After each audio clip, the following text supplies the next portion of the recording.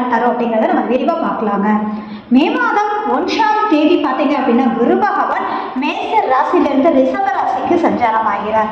இந்த குரு பகவானின் பயிற்சி அப்படிங்கும்போது இந்த துலாம் ராசி துலா லக்னக்காரர்களுக்கு அப்படிங்கும்போது குருவின் பார்வை பலன்கள் எந்த மாதிரியாக இருக்கும், அவர் இருக்கக்கூடிய வீடு சார்ந்த தொந்தரவுகள் எந்த மாதிரி இருக்கும் அதை தெளிவாக பார்க்கலாம். அதுக்கு முன்னாடி இந்த வீடியோ பார்க்கணுன்றவங்க சப்ஸ்கிரைப் பண்ணுங்க. குரு பகவான் அப்படின்னு சொன்னாலே எல்லாருக்கும் மகிழ்ச்சியான பயிற்சியாக தான் நம்ம பார்க்குறோம் இல்லைங்களா.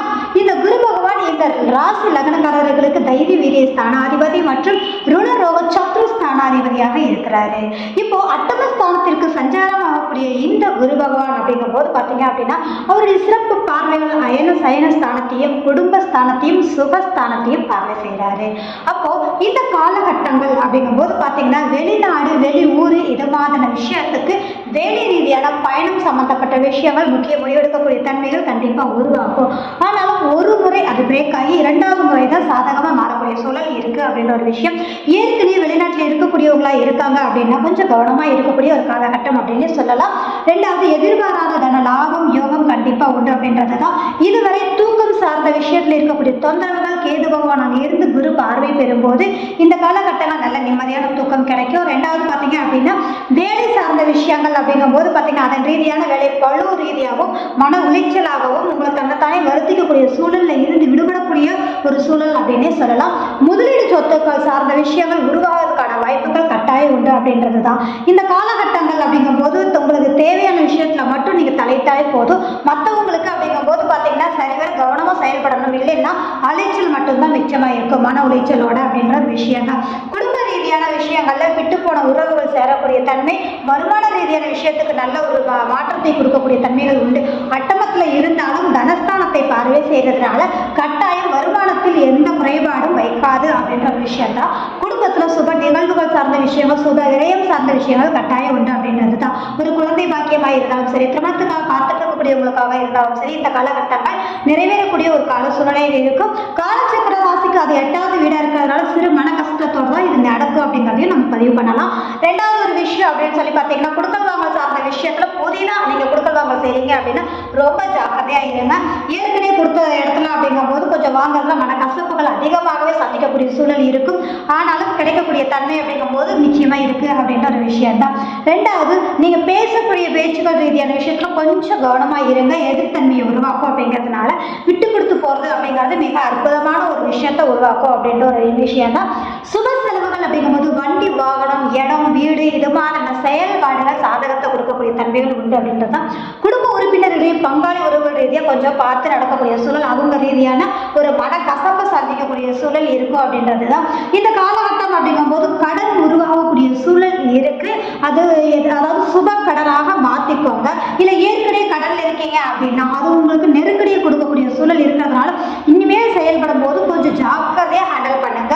ஏன்னா 6 8 சம்மந்தப்பட்டாலே அந்த கடன் ரீதியான ஒரு இறுக்கத்தை கொடுக்கக்கூடிய சூழல் இருக்கும் அப்படின்றது தான். இல்லை இப்போ வரைக்கும் கடனை இல்லாதவங்க சுப கடனை உருவாக்கி, அதாவது உங்களால் எந்த அளவுக்கு கடனை அடைக்க முடியுதோ அந்த அளவிலான ஒரு செலவினங்களை நீங்கள் ஏற்பாடு பண்ணிக்கோங்க. இல்லை அப்படின்னா உடல் ஆரோக்கியத்தில் கை வச்சு அதன் ரீதியான ஒரு செலவினங்களை கொடுக்கறதுக்கான காலகட்டம் அப்படின்றதான் நல்லா புரிஞ்சுக்கணும். கடன் இல்லாதவங்க தங்களால் முடிஞ்ச மாதிரி ஒரு கடனை உருவாக்கி சுப கடனாக ஒரு வாகனம் வீடு இடம் இது மாதிரி ஒரு ப்ராஃபிட்டாக மாற்றிக்கிறது சுகம். ஏற்கனவே கடனில் இருக்கிறவங்க அடுத்து வாங்கும்போது ரொம்ப நிதானமாக செயல்படணும். இல்லை அப்படின்னா நீங்கள் மாட்டிக்கக்கூடிய தன்மைகள் கண்டிப்பாக உண்டு. லோன் சார்ந்த விஷயங்கள் அப்படிங்கும்போது எதிர்பாராத செயல்பாடுகள் டக்குன்னு அமையக்கூடிய தன்மைகள் கண்டிப்பாக உண்டு அப்படின்ற ஒரு விஷயம் தான். வேலை சார்ந்த விஷயங்கள்ல மன உளைச்சல் வர வாய்ப்பு இருக்கிறதுனால கொஞ்சம் விட்டு கொடுத்து போகிறது ரொம்ப பலத்தை கொடுக்கும் அப்படின்றது தான். என்ன மைனஸ் மட்டுமே இருக்கு அப்படின்னா எதிர்பாராத தனலாபம் யோகங்கள் எல்லாமே இருக்கு.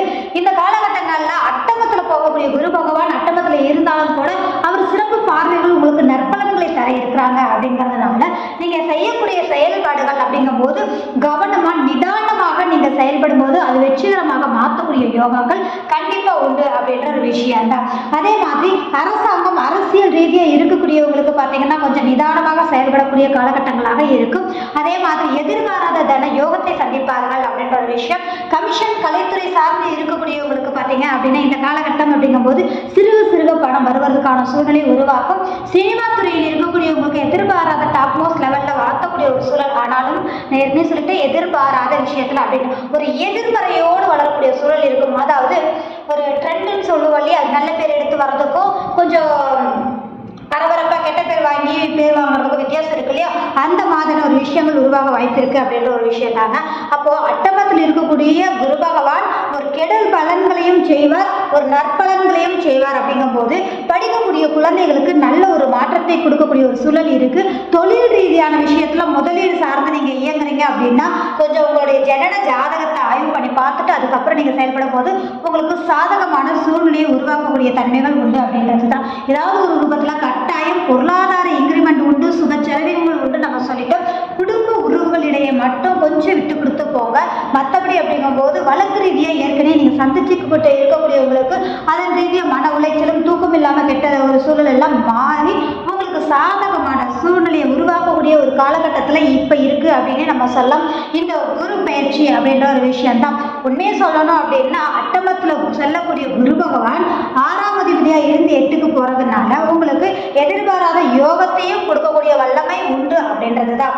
நம்ம செயல்படக்கூடிய விஷயங்கள் சரிவர நோட் பண்ணி சரியான ஒரு விஷயங்கள் செய்யும் போது நிச்சயமா அது நமக்கு வெற்றிகரமான யோகத்தை கொடுக்க வல்லதாக அமையும் அப்படின்ற ஒரு விஷயத்த நம்ம மறக்க வேண்டாம். துலாம் ராசி துலாம் லக்னக்காரர்களுக்கு இந்த காலகட்டங்களில் உடல் ஆரோக்கிய ரீதியாக இருக்கக்கூடிய குறைபாடுகள், அதன் ரீதியாக இருக்கக்கூடிய பிரச்சனைகள் எல்லாமே நிவர்த்தி ஆகக்கூடிய ஒரு கால சூழ்நிலை உண்டு அப்படின்ற ஒரு விஷயம் தாங்க. இந்த வீடியோ பார்க்குற நபர்கள் லைக் பண்ணுங்க, மறக்காம சப்ஸ்கிரைப் பண்ணுங்க. அடுத்தடுத்து வரக்கூடிய வீடியோக்கள் வந்துட்டே இருக்குங்க. மிக்க நன்றி.